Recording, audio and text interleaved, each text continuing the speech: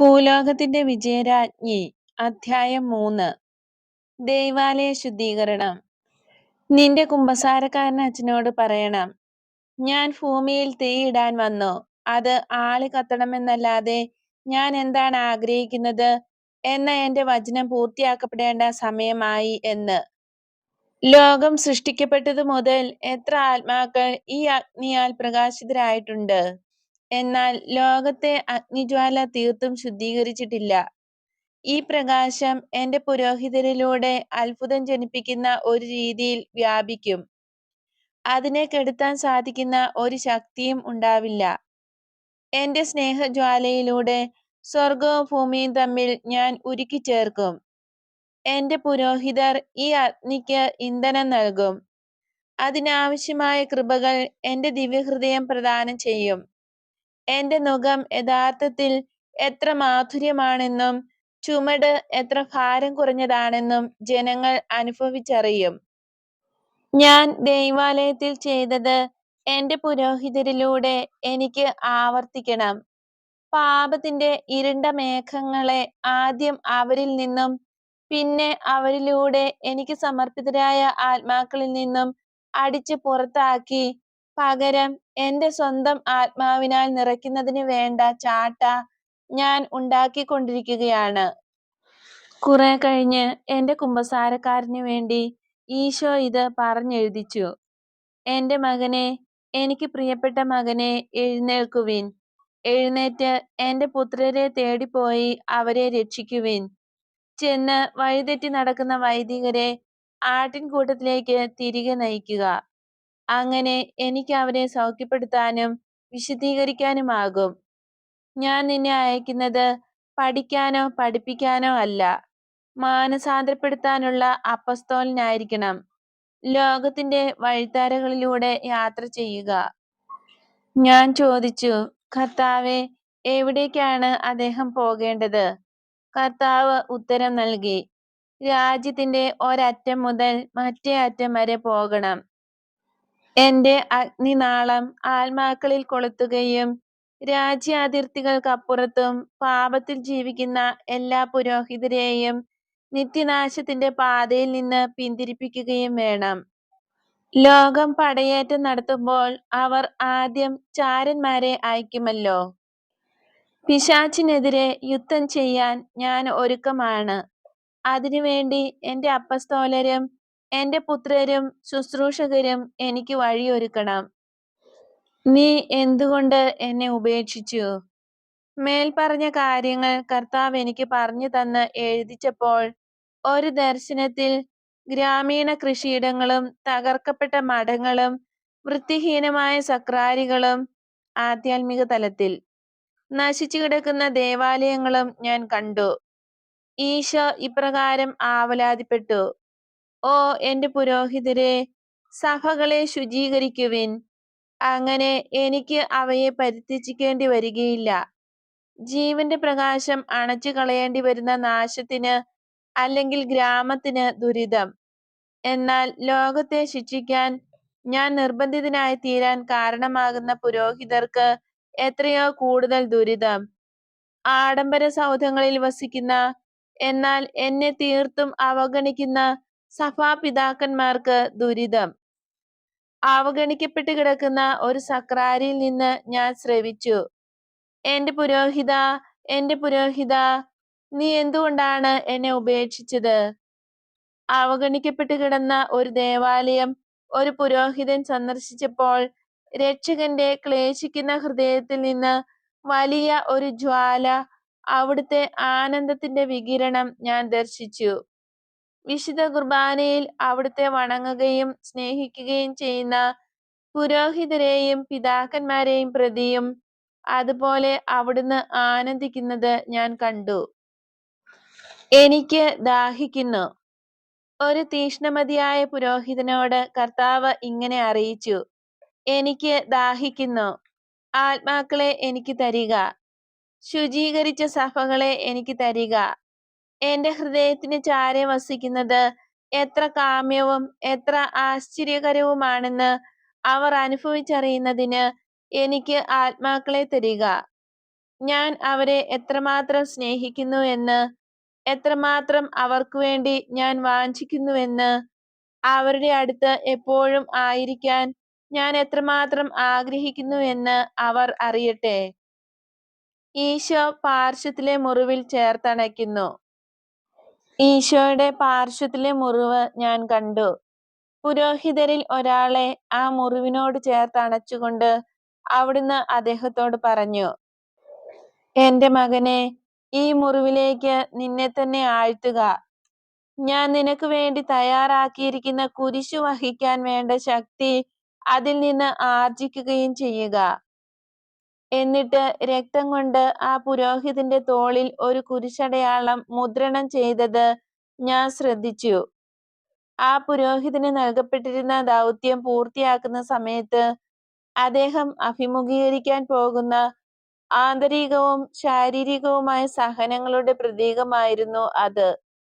ഈശോ എന്നോട് പറഞ്ഞു, ഈ എന്റെ മകൻ എല്ലാ വൈഷമ്യങ്ങളുടെയും നടുവിൽ സ്ഥിരോത്സാഹത്തോടെ വ്യാപരിക്കണമെന്ന് ഞാൻ ആവശ്യപ്പെടുകയാണ്. കുരിശിലേക്ക് മാത്രം അദ്ദേഹം ദൃഷ്ടി ഉറപ്പിച്ച് മുന്നേറണം. അദ്ദേഹത്തിന്റെ സഹനങ്ങളിലൂടെ അദ്ദേഹം ധാരാളം ആത്മാക്കൾക്ക് നവജീവൻ നേടിക്കൊടുക്കും. വലിയ സഹനങ്ങളുടെ അടയാളങ്ങൾ ഈ പുരോഹിതന്റെ മുഖത്ത് അവശേഷിച്ചിരിക്കുന്നത് ഞാൻ കണ്ടു. അതേക്കുറിച്ച് ഇപ്പോൾ ഞാൻ വിവരിക്കുന്നില്ല. സമർപ്പിതരുടെ മൂല്യം ഇല്ലാതാകുന്നത്. എന്റെ മകളെ, ഒരു ആത്മാവ് എന്റെ സ്നേഹത്തിൽ സ്വയം ശുദ്ധീകരിക്കുന്നില്ലെങ്കിൽ അതിന്റെ പ്രവൃത്തികളുടെ മൂല്യം എന്റെ സന്നിധിയിൽ വലിയ യോഗ്യതയൊന്നും കണ്ടെത്തുകയില്ല. എന്റെ മഹിമയ്ക്ക് വേണ്ടിയുള്ള ശുദ്ധ നിയോഗത്തോടെയാണ് ഒരു ആത്മാവ് പ്രവർത്തിക്കേണ്ടത്. അതിന്റെ ബലി എന്റെ ബലിയോടും എന്റെ വിമലയായ മാതാവിന്റെ ബലിയോടും ചേർക്കണം. ഇவ்விധം മാത്രമേ അത് ഫലദായകമാവുകയുള്ളൂ. എനിക്ക് സമർപ്പിതരായ എല്ലാ ആത്മാക്കളിൽ നിന്നും, പ്രത്യേകിച്ച് നിന്റെ കുമ്പസാരക്കാരനിൽ നിന്നും ഞാൻ ഇത് ആവശ്യപ്പെടുകയാണ്. ഭൂമിയിൽ വെച്ച് ഈശോ ശക്തി സംഭരിച്ച വിധം. ഭൂമിയിലായിരുന്നപ്പോൾ ഈശോ തന്റെ പിതാവ് ഏൽപ്പിച്ചതെല്ലാം നേടിയത് പ്രാർത്ഥനയും ത്യാഗപ്രവൃത്തികളും വഴിയായിരുന്നുവെന്ന് നിന്റെ കുമ്പസാരക്കാരനോട് പറയണം. ഞാൻ ധാരാളം ത്യാഗപ്രവൃത്തികൾ അനുഷ്ഠിച്ചു. എനിക്ക് വിശന്നു, ദാഹിച്ചു, വലിയ കൈപ്പേറിയ അനുഭവവും ക്ഷീണവും നേരിട്ടു. രാത്രികളിൽ നീണ്ട സമയം പ്രാർത്ഥിച്ചു. എല്ലാവിധത്തിലുള്ള സഹനങ്ങളും ഞാൻ സ്വീകരിച്ചു. അങ്ങനെ സൗഖ്യപ്പെടുത്താനും മരിച്ചവരെ ഉയിർപ്പിക്കാനും പിശാചുകളെ ബഹിഷ്കരിക്കാനും ആവശ്യമായ ശക്തി പിതാവിൽ നിന്ന് കൈവരിക്കുന്നതിന് വേണ്ടി തന്നെ. അതുകൊണ്ട് ഞാൻ കൽപ്പിക്കുകയല്ല, ആജ്ഞാപിക്കുകയല്ല, ഒന്ന് ആവശ്യപ്പെടുക മാത്രമാണ്. എന്റെ ഹൃദയ എളിമയുടെ ആഴത്തിൽ നിന്ന് നിന്റെ കുമ്പസാരക്കാരനിലൂടെ എന്റെ സഭയോട് ഞാൻ ആവശ്യപ്പെടുകയാണ്. ത്യാഗങ്ങൾ അനുഷ്ഠിക്കാൻ കഴിവുള്ള എല്ലാ പുരോഹിതരെയും ഒന്നിച്ചു കൂട്ടുക. അവരിലൂടെ എന്റെ ഹൃദയാഭിലാഷം നിറവേറുന്നതിന് വേണ്ടി തന്നെ. ത്യാഗപ്രവൃത്തികൾ ചെയ്യുന്ന ആത്മാക്കൾ അതേസമയം എന്നെ ദ്രോഹിക്കാതിരുന്നാൽ മാത്രമേ അവരുടെ ത്യാഗങ്ങൾ എന്നെ സംപ്രീതനാക്കുകയുള്ളൂ. പ്രത്യേകിച്ച് നാവുകൊണ്ടുള്ള ദ്രോഹം, അഥവാ അയൽക്കാരനെതിരെ ചെയ്യുന്ന ദ്രോഹം. ഒരാൾ കർത്താവേ, ഞാൻ അങ്ങയെ സ്നേഹിക്കുന്നു എന്ന് പറയുകയും അതേസമയം എന്റെ മുഖത്ത് അടിക്കുകയും ചെയ്യുകയാണെങ്കിൽ എങ്ങനെയാണ് അതുപോലുള്ള ഒരാൾക്ക് എന്നെ സ്നേഹിക്കാനാവുക? ഈ സന്ദേശം പ്രധാനമായും സമർപ്പിതർക്ക് വേണ്ടിയാണ് നൽകുന്നത്. ഞാൻ അവരെ വളരെ സ്നേഹിക്കുന്നു. പകലും രാത്രിയും ഞാൻ എന്റെ ദൃഷ്ടികൾ അവരിൽ പതിച്ചിരിക്കുകയാണ്. അവരുടെ വിശ്വസ്തതയെക്കുറിച്ച് എനിക്കറിയാം, ഒപ്പം അവരുടെ അശ്രദ്ധയും. അതുകൊണ്ട് ഒരു അപായ സൂചന കൊടുത്തുകൊണ്ട് അവരുടെ നാവുകളും വികാരങ്ങളും എനിക്ക് വേണ്ടി യാഗാർപ്പണം ചെയ്യാൻ അവരോട് ഞാൻ ആവശ്യപ്പെടുന്നു. കാരണം ഇവ രണ്ടും മോശമായ കാര്യങ്ങളിലേക്ക് ചാഞ്ഞിരുന്നാൽ സ്നേഹനാളത്തെ അവർ അതിവേഗം കെടുത്തിക്കളയും. നാവുകൊണ്ടുള്ള പാപങ്ങൾ. നാവുകൊണ്ടുള്ള പാപങ്ങളെക്കുറിച്ച് ധാരാളം കാര്യങ്ങൾ ഈശോ എന്നോട് പറഞ്ഞു. എന്നാൽ അവ എഴുതി വയ്ക്കാൻ അവിടുന്ന് എന്നോട് ആജ്ഞാപിച്ചില്ല. പക്ഷേ എന്റെ കുമ്പസാരക്കാരൻ നാവുകൊണ്ടുള്ള പാപങ്ങളെക്കുറിച്ചും മറ്റു ന്യൂനതകളെക്കുറിച്ചും പ്രസംഗിക്കണമെന്ന് അദ്ദേഹത്തോട് പറയാൻ ഈശോ എനിക്ക് ഉത്തരവ് നൽകി. കാരണം അവയ്ക്ക് നാം ശിക്ഷ ഏറ്റുവാങ്ങേണ്ടി വരും. വളരെ ശക്തമായി എന്നോട് ഇങ്ങനെ അവിടുന്ന് ഊന്നിപ്പറഞ്ഞു, എന്നെ നിന്ദിക്കാൻ ഞാൻ അനുവദിക്കുകയില്ല. അത്തരം അവസ്ഥകളിൽ വ്യാപരിച്ചുകൊണ്ട് ചെയ്യുന്ന പരിത്യാഗ പ്രവൃത്തികളിൽ നിന്നും അവ അർപ്പിക്കുന്ന വ്യക്തിയിൽ നിന്നും ഞാൻ മുഖം തിരിച്ചു കളയും. ഒരിക്കൽ ഈശോയുടെ മുഖം ഞാൻ ദർശിച്ചപ്പോൾ അവിടുന്ന് സഹനത്തിലാണെന്ന് വ്യക്തമായിരുന്നു. അവിടുത്തെ മുഖം മുറിവുകളാൽ ആവൃതമായിരുന്നു. കർത്താവ് എന്നോട് ഇക്കാര്യം പറഞ്ഞു, നാവുകൊണ്ടുള്ള പാപങ്ങളാൽ ഞാൻ എത്രമാത്രം സഹിക്കുന്നു എന്ന് കാണുക. മഠത്തിന്റെ ഭിത്തിയിൽ ഈ കുറിപ്പ് തൂക്കിയിടാൻ നിന്റെ കുമ്പസാരക്കാരനോട് പറയണം. എനിക്ക് പ്രതിഷ്ഠിതരായ ഓ ആത്മാക്കളെ, നിങ്ങളുടെ നാവ് വാളിനേക്കാളും മൂർച്ചയേറിയതാണ്. എനിക്ക് ഏൽക്കുന്ന ഓരോ ആഘാതവും എന്നെ ഒരു വടികൊണ്ട് അടിച്ചാൽ എന്നതിനേക്കാളും വേദനാജനകമാണ്. ഒരു മഠത്തിൽ ഒരൊറ്റ ദിവസം കൊണ്ട് നാവുകൊണ്ടുള്ള 64 പ്രഹരങ്ങൾ ഞാൻ ഏറ്റു. എന്ത് ചെയ്തിട്ടാണ് ഇതിന് ഞാൻ അർഹനായത്? എന്നെ ആശ്വസിപ്പിക്കുകയും പ്രായശ്ചിത്തം അനുഷ്ഠിക്കുകയും ചെയ്യുക. നിങ്ങളുടെ ഹൃദയങ്ങൾ എനിക്കായി അർപ്പിക്കുക. അല്ലെങ്കിൽ നിങ്ങളുടെ വടിയും നിങ്ങളുടെ വാളും ഞാൻ നിങ്ങൾക്കെതിരെ തിരിച്ചുവിടും. മറ്റൊരു സന്ദർഭത്തിൽ ഈശോ എന്നോട് പറഞ്ഞു, എനിക്ക് പ്രതിഷ്ഠിതരായ ആത്മാക്കൾ മൗനവ്രതം കർശനമായി പാലിക്കണമെന്ന് ഞാൻ ആവശ്യപ്പെടുന്നു. കാരണം ആ വിധത്തിൽ മാത്രമേ അവരിൽ നിന്ന് പാപം അകലുകയും പുണ്യം അവരിലേക്ക് അടുക്കുകയും ചെയ്യുകയുള്ളൂ. മണിനാദത്തിനായി അവർ കാതോർക്കണം. അവരുടെ അന്ധകരണത്തിന്റെ ശബ്ദത്തിലൂടെ ഞാനാണ് അവരോട് പറയുന്നത്, മൗനവ്രതം. ഇതിന് വിപരീതമായി ശത്രു അവരോട്, അത് കാര്യമാക്കേണ്ട, സംസാരിച്ചുകൊള്ളുക എന്ന് മന്ത്രിക്കുന്നു. ഇത് കേട്ടതിന് ശേഷം ഓരോ മഠത്തിലും പോയി കന്യാസ്ത്രീകളോട്, കർത്താവിന്റെ മേൽ വിജയം വരിക്കാൻ ശത്രുവിനെ അനുവദിക്കരുതേ എന്ന് പറയാൻ ഞാൻ അഭിലഷിച്ചു. പിന്നെ ഈശോ എന്നോട് പറഞ്ഞു, അനുസരണം, എളിമ, സ്നേഹം എന്നീ ഏറ്റവും വലിയ പുണ്യങ്ങൾ ചില മഠങ്ങളിൽ തഴച്ചുകൊണ്ടിരിക്കുന്നു എന്ന് ഞാൻ കാണുന്നതിൽ സന്തോഷമുണ്ട്. സുപ്പീരിയർമാർ എന്നെ അനുകരിക്കണം. സർവോപരി സ്നേഹത്തിലും നന്മയിലും സൗമ്യതയിലും ദുഃഖിതരെയും എന്റെ ഭൗമിക ജീവിതകാലത്ത് ഞാൻ അനുഭവിച്ചതുപോലെ സഹിക്കുന്നവരെയും അവർ ആശ്വസിപ്പിക്കുകയും പ്രോത്സാഹിപ്പിക്കുകയും വേണം എന്ന് ഞാൻ ആഗ്രഹിക്കുന്നു. അതിനുശേഷം അവിടുത്തെ സഹപ്രവർത്തകരായ പുരോഹിതരെ സംബോധന ചെയ്ത് പറഞ്ഞു, ഭയപ്പെടേണ്ട, എല്ലായ്പ്പോഴും കടന്നാക്രമിക്കുക. സ്വന്തം ജീവനെക്കുറിച്ചോ മരണത്തെക്കുറിച്ചോ പരിണത ഫലങ്ങളെക്കുറിച്ചോ നിങ്ങൾ ചിന്തിക്കേണ്ട. എല്ലാം എന്റെ കരങ്ങളിലാണ്. ഇത് നിങ്ങളുടെ നിധിയും മഹത്വവുമായിരിക്കും. യുദ്ധത്തിനിടയിൽ എന്റെ കുമ്പസാരക്കാരൻ മരിച്ചു പോകുമെന്ന് അപ്പോൾ ഞാൻ മനസ്സിലാക്കി. ഭാവിയിൽ എന്തും സംഭവിക്കാം. ഒരുപക്ഷെ ശത്രുക്കളുടെ ആധിപത്യം വന്നാലുള്ള പുതിയ സാഹചര്യത്തിൽ തങ്ങളുടെ ഗതി എന്തായിരിക്കും എന്നിങ്ങനെയുള്ള വിഷയങ്ങൾ പുരോഹിതർ ധ്യാനവിഷയമാക്കേണ്ട എന്ന് രക്ഷകൻ സമയാസമയങ്ങളിൽ എന്നോട് ഊന്നിപ്പറഞ്ഞിരുന്നു. അതിനു പകരം സ്വർഗപിതാവിനോട് കൃപകൾക്കായി കേണപേക്ഷിക്കുകയും പാപപൊറുതിക്കും കാരുണ്യത്തിനും വേണ്ടി യാചിക്കുകയുമാണ് ചെയ്യേണ്ടത്. മറ്റൊരു സന്ദർഭത്തിൽ ഈശോ അവിടുത്തെ ശുശ്രൂഷകരോട് ഇപ്രകാരം പറഞ്ഞു, എന്റെ പുരോഹിതരെ, ഞാൻ നിങ്ങളോട് എന്റെ പദ്ധതികൾ പറഞ്ഞു കഴിഞ്ഞു. നിങ്ങൾ അത് പോയി നിർവഹിക്കുക.